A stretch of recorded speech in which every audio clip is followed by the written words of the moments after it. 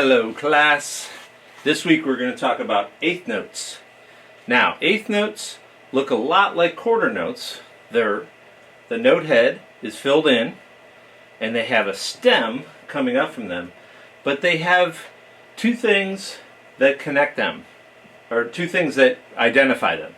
One could be if you have two or more eighth notes together, you have a line connecting them called a beam, like these two here. So they kind of look like quarter notes that are connected with a line, and that line's called a beam. Now, if you just have one eighth note, it'll have a curved line coming from the beam, the top or the bottom of the stem, I should say, and that is called a flag. So that is two ways you can identify eighth notes, either by the line connecting them, called the beam, or the curved line coming from the end of it, called a flag. Now, eighth notes are 2 per beat. Okay, so let's just review really quickly. A whole note is an oval like this, and it lasts for 4 beats long. An oval with a stem coming from it is a half note, and that lasts for 2 beats. An oval note head that is filled in with a stem is a quarter note, and that lasts 1 beat.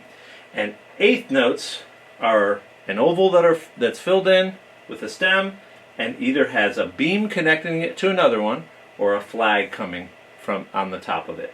Now, in this example here, I put 8 eighth notes right in a row, and you can see that they're all fitting into 4 beats.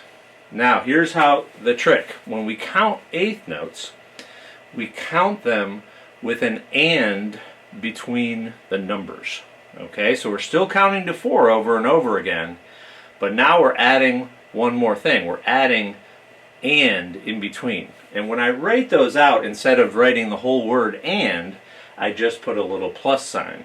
Okay, so the way that I count this is 1 and 2 and 3 and 4 and. All right, now if I'm going to clap this rhythm, if I was going to clap all of these eighth notes and count out loud, it would sound like this. Ready, go. 1 and 2 and 3 and 4 and. There you go.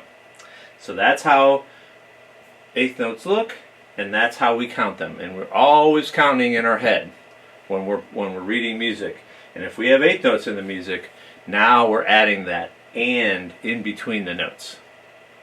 So we're dividing those beats exactly in half, and now we have 2 eighth notes for every beat. There you go.